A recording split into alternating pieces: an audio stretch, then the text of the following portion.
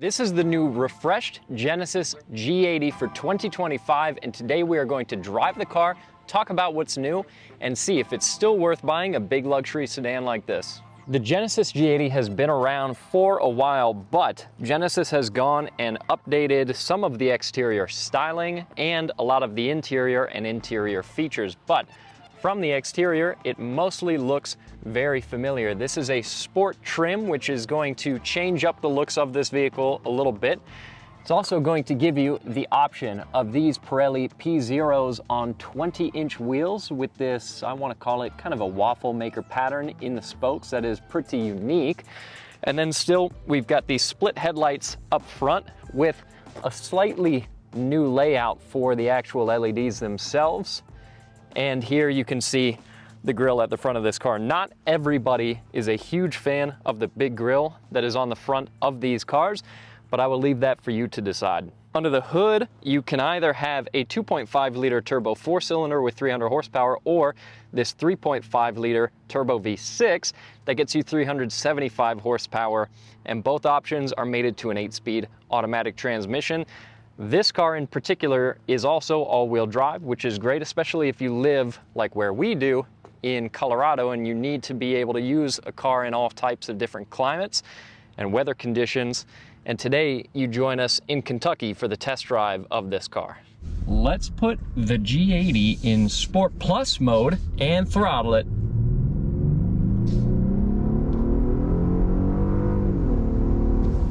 You can hear a little bit of augmented sound coming in when you're in that Sport Plus mode, and it hangs gear quite a bit so that it's ready to go anytime you put your foot to the throttle. But if I go back to the comfort mode, then this car settles into what it feels like it was always meant to be, which is comfortable and relaxed. In general, this car is very soft, compliant, and even the controls in this car, the steering and the brakes, feel a little squishy, but in a luxurious kind of way. It makes it easy to drive this car smoothly, because when you put your foot to the brake, the car doesn't jump. When you give a steering input, it doesn't dart. It's pretty, I don't want to call it slow to respond, because it's not, but it has a certain buffer, a certain cushion in the controls that makes it, again, very easy to drive this car smoothly, and that seems fitting of the character of this car. I think if you want something that's more performance oriented, you're better off going with maybe an Acura TLX Type S, something that's a little bit more compact and a little bit more focused on being a sporty sedan. This sedan feels large, it feels luxurious, the controls are very light, but the car feels like a slab of stone. It feels very planted and very comforting. It's an easy car to drive, good visibility, a lot of light coming into the cabin here, and something that relaxes you. The only time it ever feels like it's tugging at the leash is the powertrain, specifically when you throw it into the Sport or Sport Plus setting. Then it wants to go, it wants to accelerate, but if you try to hustle this car around corners, that kind of thing, it feels a little bit like you're asking the car to do something that it's not necessarily, not that it can't do it, but not the main thing that it's intended to do. This car feels like it wants to relax, wants to keep you comfortable, and just give you a nice refined drive. One of the biggest updates on this car is its interior, and you can see they've gone to a very big 27-inch OLED display and changed up the steering wheel, the center console, the dash a little bit. But let's start with these seats, because this is one of the best parts of this car. There's a diamond pattern to it and some contrast on the seat that gives it a very nice appearance. It's also very comfortable, and it gives you some adjustability here in your leg support, so you can extend that a little bit if you want to be maybe a little bit more comfortable. And moving on to this screen, 27-inch OLED, so it's very big and very bright. But one of my gripes with it is that there's no binnacle anymore shading your gauges. Now, this is very common and getting to be more and more common in new cars, but I do like not having this exposed so that you won't catch as much glare every now and then, but that is admittedly kind of a small gripe. I also do like what some other brands are doing, especially the Lucid, where they're making the screen a little bit more of a piece of design. So this screen is just a big square screen plopped down, unlike the Lucid, which has a kind of sculpted floating screen that really looks like a nice piece of design. But still, this is a very nice system to use. Hooks up to wireless, Apple CarPlay, and Android Auto. So it's not a bad piece of tech at all.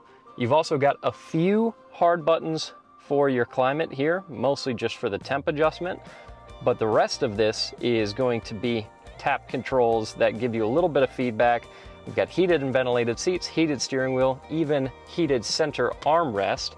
And the heated seats in the front and heated seats in the rear are standard even on the base model, so you don't have to go up to a crazy high-end version of the car like this one. Also, the two-tone on this steering wheel looks really good. They've changed up the design of the steering wheel as well, and the two-tone is carried through the rest of the interior into the door card, where you've got a very flowing design that goes into the dash, which looks really sharp. They've also added the ability to lock and unlock your doors from the handle there at the rear. So if you approach your car and you want to get into the back of the car first to put down a bag or to let your kid into the car, you can do that from there. And same thing, if you're leaving the car and you grab something out of the back seat, you can lock it on your way out so you don't have to make a trip to the front door as well. Not that that's especially difficult to do, but it is nice that you don't even have to. And of course, here in the back seat, there's still quite a few comfort features. So from here, we've got a really good view of the big panoramic sunroof that we have in front of us. We have vents with our own climate controls here ahead. Again, it's a screen setup like it is in the front, so no real hard switches there. And then in the back, we have a control for our shade as well as for our heated seats. We've got cup holders on this very nice console that makes this back seat feel like a little bit more of an experience. But if you do need to put more passengers here in the back, you can tuck that away and then you get more space. This car does also get a Bang & Olufsen audio system, which has a pretty decent sound to it. It's got a lot of power, but it's definitely not the best sounding audio system I've heard on the market. Here in the back row, we've also got a shade that you can put up, but it's not the easiest thing to get latched in place. Attention to detail is also great on this car, like these couple little bits of trim that they've put here on the handle, which they definitely didn't need to do, and especially too, this light that they've given a really cool texture to, and very few people are ever gonna look up and see that and give any attention to it, but it looks really good when you notice it. When you're dealing with a luxury car like this Genesis, brand is important. And what's cool about this Genesis brand is it feels like they're doing as much as they can to establish themselves rather than laying back on a badge, a brand that you already know, and letting that do all the work. So this car almost feels like a new girlfriend that's trying to leave a good impression versus maybe someone that you've been with for a really long time and has gotten a little too comfortable. Lexus had to do the same thing when they came onto the scene back in the day. They had to make a splash and they had to establish themselves, and they did so with really top-notch engineering. These guys, they're throwing down some really cool color palettes on the interiors, some pretty out there, but also cool to see styling elements like some of the funky wheels you can get on Genesis products. And it does give these cars a unique characteristic that doesn't really feel quite like anything else, and especially at the price point that you can get into these cars for, that's a pretty cool thing. Opening the trunk of the Genesis is as easy as pressing that button, and then you can see this trunk with a pass-through that absolutely makes my camera bag just about disappear. It's a very sizable trunk area, and then when I'm ready to close the trunk, just press that button, and the car handles that all on its own. Now it's worth mentioning too that there is a G80 electrified, so you can get a version of this car all electric that's got almost as much horsepower as this, 365, but over 500 pound-feet of torque. So that's going to be a vehicle that will be in a lot of ways more luxurious because it'll be even quieter and even smoother, and will still have a great deal of push when you go for the accelerator. There's also the G90, which is the real flagship sedan from Genesis if you want to go for the absolute top end of the spectrum. But while this car spec'd out is around $78,000, That G90 starts at $89. One cool feature on the car is that you can use the key here in order to pull it in or out of a tight parking space. So as I'm holding down on this button, it will start to move forward. Then as soon as I let go, it will stop. I can once again hold it down. It'll wait a couple seconds and then start to move forward. As soon as I let go, it'll stop.